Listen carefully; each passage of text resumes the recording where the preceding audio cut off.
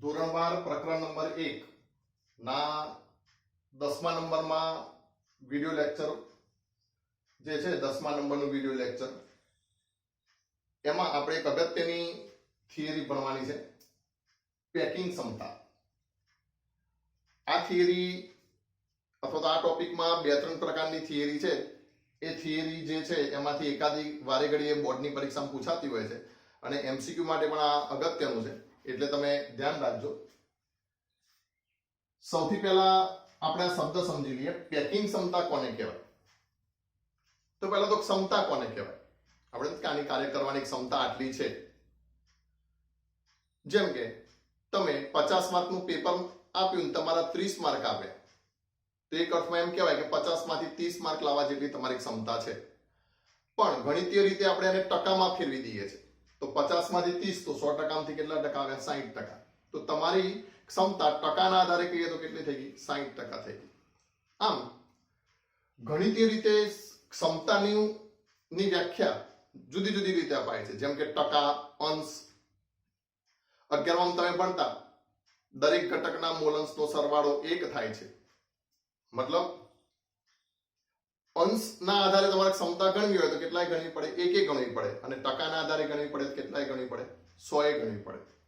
જેમ કે એમ કહી દઉં તમારા 60% આવ્યા, 60% માર્ક આવ્યા તો કેટલા અંશ માર્ક આવ્યા? તો ટકા ભાગ્યા 100 કરો એટલે 0.6 અંશ માર્ક આવ્યા। તો અહીંયા ગણિત ક્ષમતાનો શું અર્થ? પેકિંગ ક્ષમતા। તો આપણે જોયું કે ઘન પદાર્થોના ઘટક કણોની ગોઠવણી જ્યારે થતી હોય, એમનું જે ક્લોઝ પેકિંગ રચાતું હોય, ત્યારે એમની વચ્ચે થોડી થોડી જગ્યા રહી જાય છે। એ જગ્યાને આપણે શું કહેતા? છિદ્રો કહેતા। તમે એવો કોઈ પણ ઘન પદાર્થ શોધી ના શકો કે જેમની ગોઠવણી દરમિયાન વચ્ચે સહેજ પણ જગ્યા ના હોય। ઓછા વધતા પ્રમાણમાં મિત્રો જગ્યા રહી જ જાય છે, જે આપણે આગલી ક્લોઝ પેકિંગની થિયરી દરમિયાન આપણે જોયું। તો હવે અવકાશની અંદર જ્યારે ગોળા ગોઠવાય તો એ કુલ અવકાશનો કેટલા ટકા ભાગ રોકે છે? ટકાથી કહી શકો, કેટલો અંશ ભાગ રોકે છે એનાથી કહી શકો, ગમે તે રીતે। તો કુલ અવકાશનો ગોળા દ્વારા રોકાયેલ જે ભાગ જે છે એને શું કહેવાય? એક ઘનની પેકિંગ ક્ષમતા। તો અહીંયા આપણે ટકાના સંદર્ભમાં પેકિંગ ક્ષમતા ભણીશું। આપણી બુકમાં પણ ટકાના સંદર્ભમાં છે। 3 પ્રકારના ઘનમાં આપણે ભણીશું, અથવા 3 પ્રકારના એકમ કોષમાં। એક તો સાદો ઘન, બીજું અંતઃ કેન્દ્રિત ઘન, અને ત્રીજું ફલક કેન્દ્રિત ઘન અથવા હેક્સાગોનલ HCP। એમાં પણ આપણે પેકિંગ ક્ષમતા ભણીશું। તો જુઓ, પહેલા પેકિંગ ક્ષમતા આપણે ભણીએ છીએ સાદા ઘનમાં પેકિંગ ક્ષમતા। પરીક્ષામાં એવી રીતે પૂછી શકે, પેકિંગ ક્ષમતા એટલે શું? સાદા ઘનમાં પેકિંગ ક્ષમતાની ગણતરી કરો। તો જો આ પેકિંગ ક્ષમતાનું સૂત્ર છે, ગોળાઓ દ્વારા રોકાયેલ કદ છેદમાં એકમ કોષનું કુલ કદ ગુણ્યા 100%। આ પણ એક જાતની વ્યાખ્યા જ થઈ ગઈ, પણ જ્યારે તમારે એને વ્યાખ્યાના સ્વરૂપમાં લખવું હોય તો શું કહેશો? એકમ કોષનું કુલ કદ જે ગોળાઓ દ્વારા રોકાય છે એના ટકા। એટલે જો મારે વ્યાખ્યા બોલવી હોય તો જો હું આવી રીતે બોલી શકું, ગોળાઓ દ્વારા અવકાશના રોકાયેલા કુલ કદના ટકાને પેકિંગ ક્ષમતા કહે છે। ખબર પડી? ગોળાઓ દ્વારા રોકાયેલ કુલ અવકાશના કદના ટકાને, ફરીથી બોલું છું, ગોળાઓ દ્વારા રોકાયેલા કુલ અવકાશના કદના ટકાને પેકિંગ ક્ષમતા કહે છે। તો આપણે આ પહેલો અગત્યનો પ્રશ્ન ટોપિકનો ભણીએ, પેકિંગ ક્ષમતા એટલે શું? સાદા ઘનમાં પેકિંગ ક્ષમતાની ગણતરી કરો। અહીંયા થોડીક લાઈટ આવે છે, મને આટલા વિડીયો દરમિયાન ખબર પડી, તમને થોડુંક દેખવામાં તકલીફ પડે છે, પણ તમે જોજો અહીંયા આગળ બોલીશ। આ પહેલો પ્રશ્ન લખ્યો મેં, સાદા ઘનમાં પેકિંગ ક્ષમતા। તો જુઓ, અહીંયા મેં સાદો ઘન બતાડ્યો છે, જેના ખૂણા ઉપર જ શું હશે? ગોળા હશે। બીજું, સાદો ઘન છે મતલબ એમાં લંબાઈ પહોળાઈ ઊંચાઈ સરખી હશે, એટલે આ બધી બાજુઓને મેં A તરીકે દર્શાવી છે, અને આ જે મેં દર્શાવ્યા છે શું છે? લેટિસ બિંદુઓ છે। આ લેટિસ બિંદુ શું હોય? એકબીજાને અડેલા હોય। સોરી, લેટિસ બિંદુ અડેલા ના હોય, લેટિસ બિંદુ પરથી ગોળા મૂકેલા હોય એ શું હશે? એકબીજાને અડેલા હશે, જે મેં આ બાજુની આકૃતિમાં બતાવ્યા છે। અહીંના માની લો કે આ બે ગોળા છે એ અહીંયા મૂકીને બતાડ્યા, જે એકબીજાને અડેલા હશે। મતલબ આ જે ધાર લંબાઈ જે છે આટલેથી આટલી, એ આ એ ધાર લંબાઈ અહીંયા બતાવી છે। હવે સ્પષ્ટ છે, આના ઉપરથી તમે સમજી શકો છો કે આ ધાર લંબાઈ જે દેખાય આટલેથી આટલી, બે કેન્દ્રો વચ્ચેનું અંતર, એમાં કેન્દ્રથી પરિધિ એક ગોળાની, એટલે આ એક થી ત્રિજ્યા થઈ અને આ બીજા ગોળાની પણ ત્રિજ્યા થઈ. તો અહીંયા ધાર લંબાઈ a બરાબર 2r, મતલબ ત્રિજ્યાના બમણા કરીએ ત્યારે આપણને શું મળે છે? ધાર લંબાઈ મળે છે. તો અહીંયા પહેલું જ વાક્ય આપણે આવું લખીશું, આકૃતિ પરથી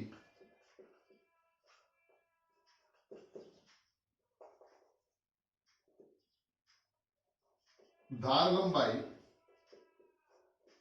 a બરાબર કેટલી થશે? 2r થશે. આને આપણે આપી દઈએ સમીકરણ નંબર 2. દરેક મુદ્દાને આપણે સમીકરણ નંબર આપતા જઈશું. આપણે જો આપણો હેતુ શું છે? પેકિંગ ક્ષમતા શોધવી છે, એટલે આ બંને વસ્તુ આપણે શોધવી પડે. તો અત્યારે આપણે શું શોધીએ છીએ? એકમ કોષનું કુલ કદ શોધીએ છીએ. તો ધ્યાન રાખજો, અહીંયા કદ માટે મારે શું જોઈશે? પહેલા ધાર લંબાઈ કેટલી છે જોઈશે, બાજુ કેટલી છે, પછી લંબાઈ ગુણ્યા પહોળાઈ ગુણ્યા ઊંચાઈ કરીને મને શું મળશે? કદ મળશે. તો અહીંયા a બરાબર શું લઈ લીધું મેં? 2r. માટે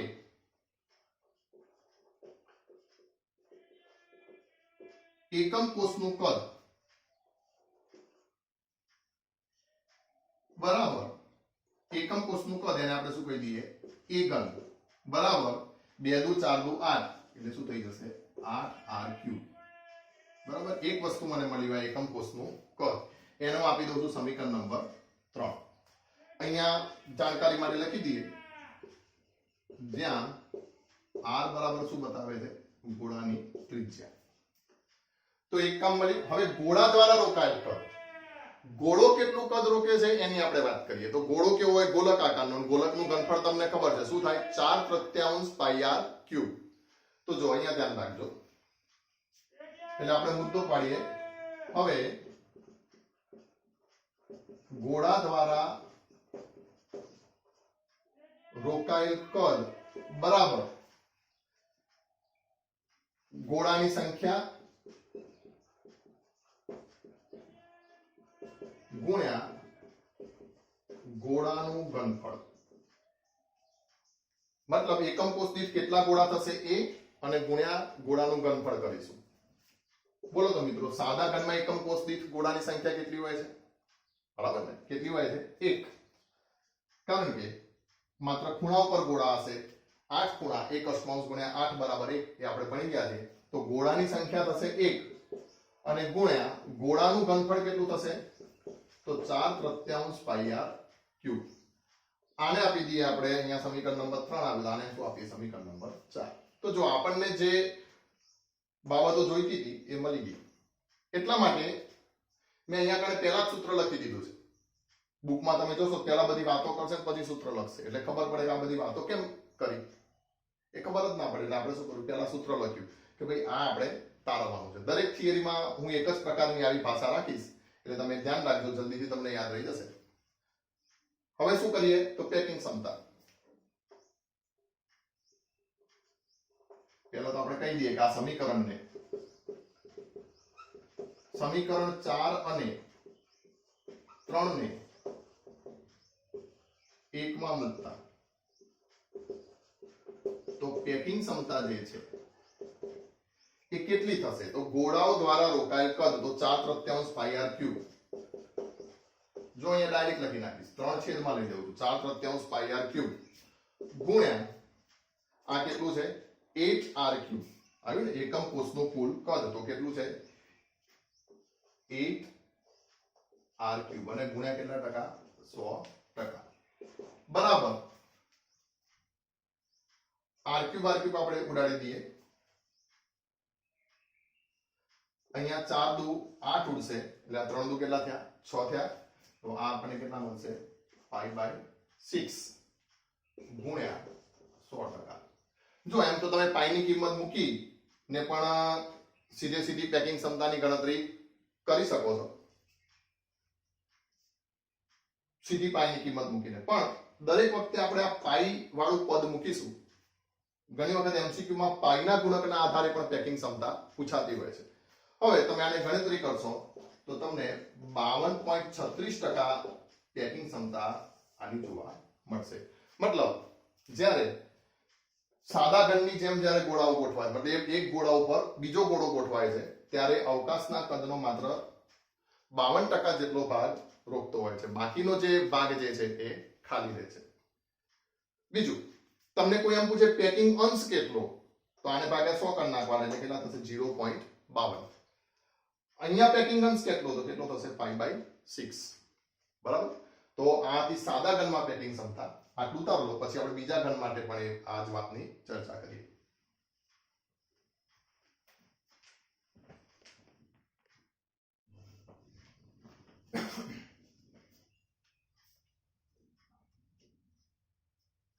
જો હવે આપણે જોઈશું અંતઃ કેન્દ્રિત ઘનમાં પેકિંગ ક્ષમતા. જૂના વર્ષોના પરીક્ષામાં થિયરીમાં પૂછાયેલા પ્રશ્નોની વાત કરીએ તો સૌથી વધારે વખત પૂછાયેલા પ્રશ્નો પૈકીનો એક છે અંતઃ કેન્દ્રિત ઘનમાં પેકિંગ ક્ષમતા ગણો. પહેલા સાદા ઘનની જેમ આપણે શું કરી દઈશું, એનું સૂત્ર લખી દઈશું. ગોળાઓ દ્વારા રોકાયેલ કદ અને એકમ કોષનું કુલ કદ. હવે અંતઃ કેન્દ્રિત ઘન કોને કહેવાય, તો ખૂણા ઉપર તો ગોળા હોય જ, ઉપરાંત એના અંતઃ કેન્દ્રમાં પણ શું હશે, ગોળા હશે. એક ગોળો ક્યાં હશે, એના અંતઃ કેન્દ્ર ઉપર હશે, એ આપણે જાણીએ છીએ. હવે સાદા ઘનમાં શું હતું કે આ ધારી પરના ગોળા એકબીજાને અડેલા હોય છે, પણ આપણને ખબર છે અંતઃ કેન્દ્રિત ઘનમાં આ બંને ગોળા જે ધાર ઉપર રહેલા છે એકબીજાને અડેલા હોતા નથી. તો સ્વાભાવિક છે અડેલા જ ના હોય તો a બરાબર 2r એવી રીતે આપણે એની પેકિંગ ક્ષમતા શોધી શકીએ નહીં. અને જો અડેલા જ હોય તો બધા ઘનની પેકિંગ ક્ષમતા કેવી આવે, સરખી જ આવે. પણ આમાં અડેલા હોતા નથી, મતલબ આપણે શું કરવું પડશે, અંતસ્થ વિકર્ણનો ઉપયોગ કરી અને આપણે એકમ કોષનું કુલ કદ શોધવું પડશે. તો જુઓ ધ્યાન રાખો, પહેલા આપણે વાક્ય લખી દઈશું આકૃતિની ભૂમિતિ પરથી. હવે શું ભૂમિતિ છે આકૃતિની એ સમજી લીધો. તમે ચોપડીઓમાં જોશો તો એ લોકોએ બધા ગોળાને ABCD એવું નામ આપી દીધેલું છે અને પછી ત્રિકોણ ABC માં એવું બધું કરેલું છે. પણ આપણે બિલકુલ સિમ્પલ રીતે જોવાનું છે. જેમ કે અંતઃ કેન્દ્રમાંથી પસાર થાય એ શું હોય, અંતસ્થ વિકર્ણ. તો અહીંયા કને એક હું અંતસ્થ વિકર્ણ દોરું છું, મતલબ ખ્યાલ છે ને અંતસ્થ વિકર્ણ. જેમ કે તમે રૂમની કલ્પના કરો તો રૂમના પેલા ખૂણેથી શરૂ કરીને અંદરથી શરૂ થઈને ત્યાં પેલા નીચેના ખૂણે જાય એને આપણે શું કહેશું, અંતસ્થ વિકર્ણ. તો આવી રીતે હું એક અંતસ્થ વિકર્ણ દોરું છું. આપણે આ ગોળો અહીંયા સેટ કરી નાખીએ.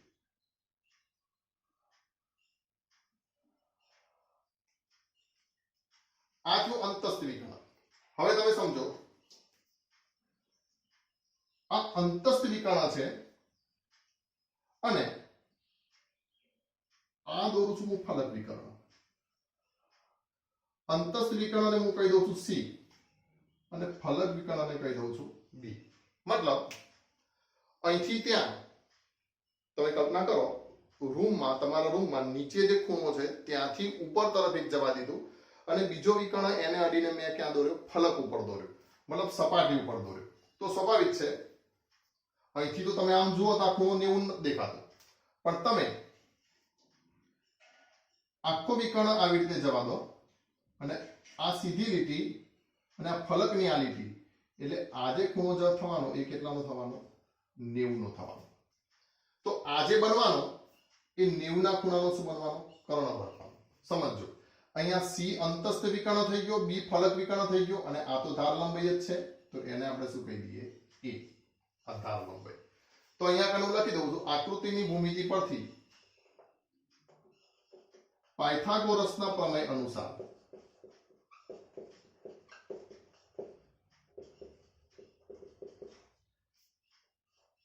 C² બરાબર B² વત્તા A².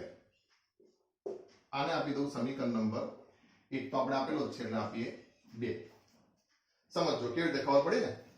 C શું થશે, કર્ણ થશે, એ અંતસ્થ વિકર્ણ છે. આ ફલક વિકર્ણ છે જે બીજી બાજુ થશે આ ત્રિકોણની, જેમ કે આ જે ત્રિકોણ રચાય છે એની. C² બરાબર B² વત્તા A². તો અહીંયા લખી દઈએ જ્યાં C બરાબર ને શું કહેશું, અંતસ્થ વિકર્ણ, પછી B બરાબર શું થશે,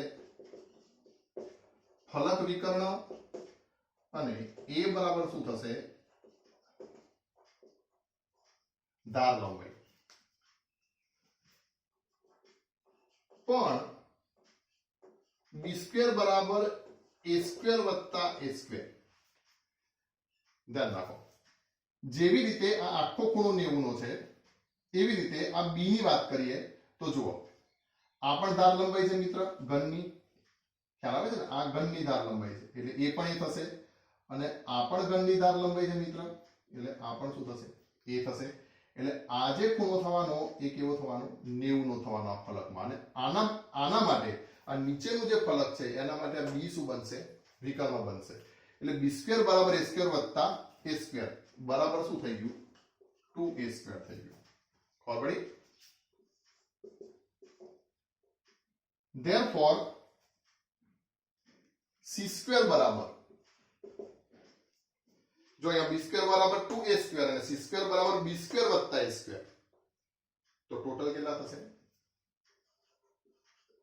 3a સ્ક્વેર પડી ખબર જો અહીંયા શું કહેશું c સ્ક્વેર બરાબર b સ્ક્વેર વત્તા a સ્ક્વેર છે અને b સ્ક્વેર બરાબર શું થશે 2a સ્ક્વેર થશે એટલે કે a સ્ક્વેર બે વખત અહીંયા મૂક્યા અને ત્રીજી વખત a સ્ક્વેર એટલે c સ્ક્વેર બરાબર શું થશે 3a સ્ક્વેર therefore c બરાબર કેટલા કરી નાખું √3a આ ધ્યાન રાખજો આ સમીકરણ તમારા માટે સૌથી વધારે અગત્યનું જેથી હું અહીંયા 3 લખું છું દાખલા ગણવામાં ઉપયોગી થશે આ શું કહે છે કે કોઈ પણ ઘન માટે એનો જે અંતસ્થ વિકર્ણ અને ધાર લંબાઈ વચ્ચેનો સંબંધ કેટલો છે તો c બરાબર √3a તો અહીંયા તો હજી મને શું મળ્યું c મળ્યું છે પણ આકૃતિ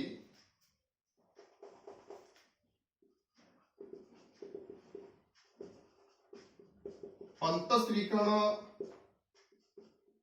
ના ગોળા કેવી રીતે ગોઠવાયેલા હશે તો જુઓ એક ગોળો આ છે બીજો ગોળો આ છે ત્રીજો ગોળો આ છે અથવા આવી રીતે લખી નાખીએ પણ અંતસ્થ વિકર્ણ પર નીચે મુજબ ગોળા ગોઠવાયેલા છે શું છે બોર્ડ નાનું છે થિયરી થોડીક મોટી છે એટલે આપણે નાના અક્ષરથી થોડુંક લખીએ છીએ પણ જો અંતસ્થ વિકર્ણ પર નીચે મુજબ ગોળા ગોઠવાયેલા છે 1 2 ને 3 ગોળા આ ગોળા શું થશે એકબીજાને અડેલા હશે એટલે હું અહીંયા કને આવી રીતે લખું છું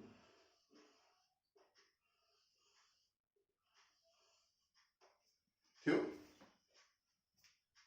તો જો આ ગોળા એકબીજાને અડેલા છે આ જે થવાનું એ આપણો અંતસ્થ વિકર્ણ શું થવાનો c થવાનો ખ્યાલ આવે છે ને વાત આટલો જે ભાગ થશે હવે જોજો કેટલી વખત ત્રિજ્યા થાય છે આ એક વખત ત્રિજ્યા એટલે r ફરતી પાછો બીજી વખત ત્રિજ્યા એટલે r પાછી ત્રીજી વખત ત્રિજ્યા અને ચોથી વખત ત્રિજ્યા ગોઠવાયેલા છે માટે c બરાબર કેટલા થશે 4r થશે આના આપી દઈએ સમીકરણ નંબર 4 માટે 4r બરાબર શું થઈ ગયા √3a કેમ તો 3 અને 4 પરથી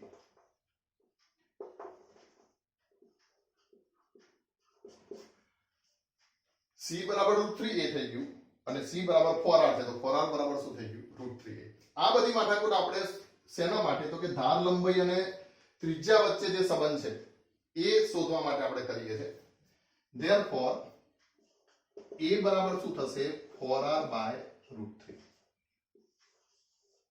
દાખલા માટે આપણને અગત્યનું છે આને આપી દઈએ નંબર 5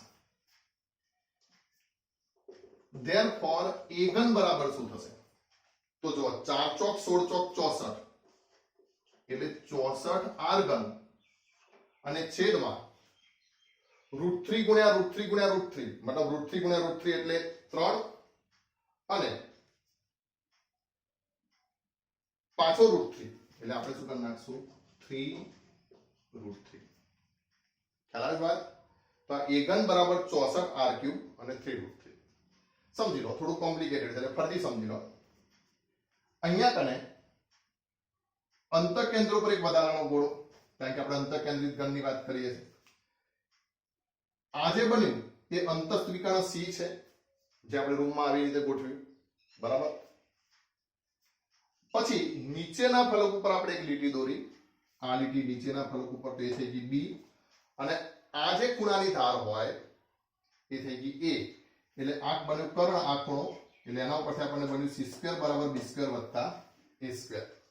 જ્યાં c અંતસ્થ વિકર્ણ છે, b ને કહેશું ફલક વિકર્ણ, a ધાર લંબાઈ, પણ b સ્ક્વેર બરાબર પાછા 2a સ્ક્વેર થાય છે, એટલે આપણને c સ્ક્વેર બરાબર 3a સ્ક્વેર મળ્યું.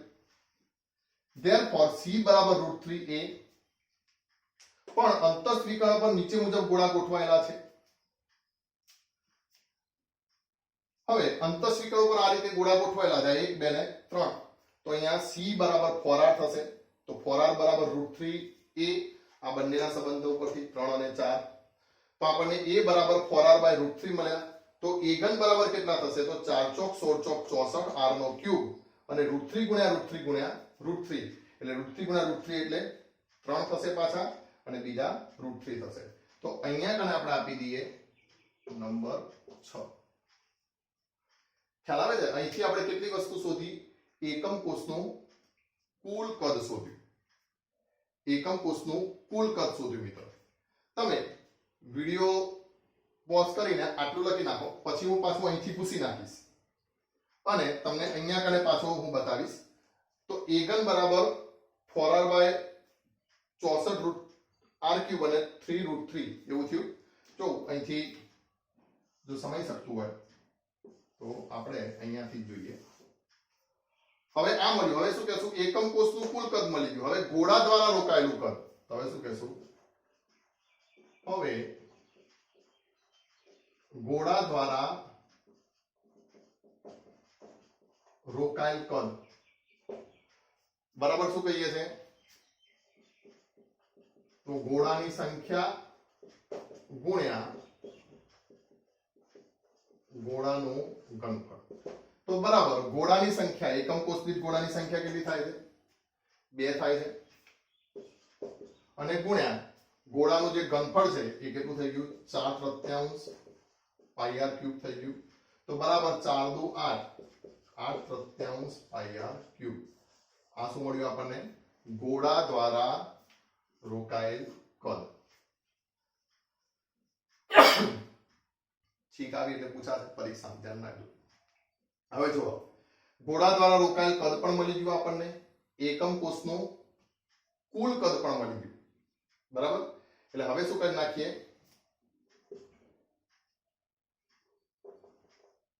પેકિંગ ક્ષમતા બરાબર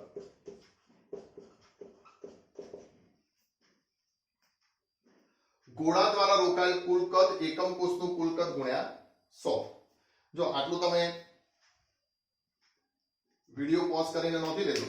બે વસ્તુ આપણને મળી, તમે ધ્યાન રાખો. ગોળા દ્વારા રોકાયેલ કુલ કદ 8/3 પાઈ r ક્યુબ અને એકમ કોષનું કુલ કદ 64 r ક્યુબ ભાગ્યા 3 √3. હવે પેકિંગ ક્ષમતાની ગણતરી આ ટૂંક્યું પડશે જગ્યા, એટલે હું અહીંયા કણ કરું છું.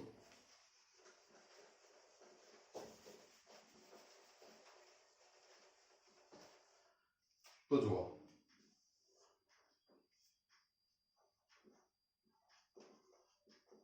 પેકિંગ ક્ષમતા બરાબર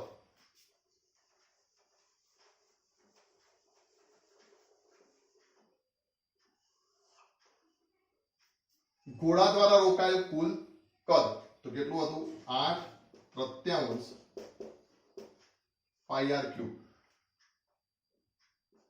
અને ગુણ્યા એકમ કોષનું કુલ કદ, તો જો 64 r ક્યુબ ભાગ્યા 3 √3, એટલે અહીંયા હું લખી દઉં છું 64 r ક્યુબ અને ભાગ્યા 3 √3 છે. સમજો અહીંયા આ છે ભાગ્યા 3 √3, પણ ભાગ્યાના ભાગ્યા ક્યાં જાય, ઉપર જાય, એટલે સીધું અહીંયા કણ લખી નાખું છું 3 √3. હવે આને ભાગાકાર કરી નાખીએ, આ તગડો તગડો પહેલા ઉડાડી દઈએ, બરાબર. r ક્યુબ ઉડાડી દઈએ, આ 8 64, અહીંયા ગુણ્યા 100 તો મૂકી દઈએ, 100%. એટલે બરાબર જે થશે એ કેટલું થયું, જો શું બચ્યું, √3 પાઈ છેદમાં કેટલા બચ્યા, 8, અને ગુણ્યા 100%. હવે તમે પાઈની કિંમત 3.14 અથવા 22/7 લઈને તમે ગણતરી કરશો તો તમને હું ગોળમૂળ લખું છું પેકિંગ ક્ષમતા કેટલી 68% જેટલી મળશે. હા, તમે ગણતરી કરો તો કેલ્ક્યુલેટર કે ગમે તે રીતે ગણતરીમાં થોડાક એક બે પાછલા પોઈન્ટમાં ફરક આવશે, પણ એનાથી કોઈ મતલબ નથી રહેતો. 68% આપણે પેકિંગ ક્ષમતા આની ખાસ ધ્યાનમાં રાખીશું. તો આ રીતે બીસીસી પ્રકારનું પેકિંગ થાય. સાદા ઘનમાં જે પેકિંગ ક્ષમતા હતી તે 52% ની આજુબાજુ હતી, આ 68% છે. તો આ રીતે જે પેકિંગ છે, આ રીતે ગોળા કેવા છે, વધારે સમાવી શકાય છે અવકાશમાં. બરાબર. તો પેલો વિડીયો તો તમે પોઝ કરીને લખી દેજો વચ્ચેથી જોતી વખતે, અને અહીંયા કને પણ આટલું હવે તમે ઉતારો દો. આ બહુ આઈએમપી થિયરી છે. પછી આપણે એફસીસી એકમ કોર્સમાં પેકિંગ ક્ષમતા કરીએ.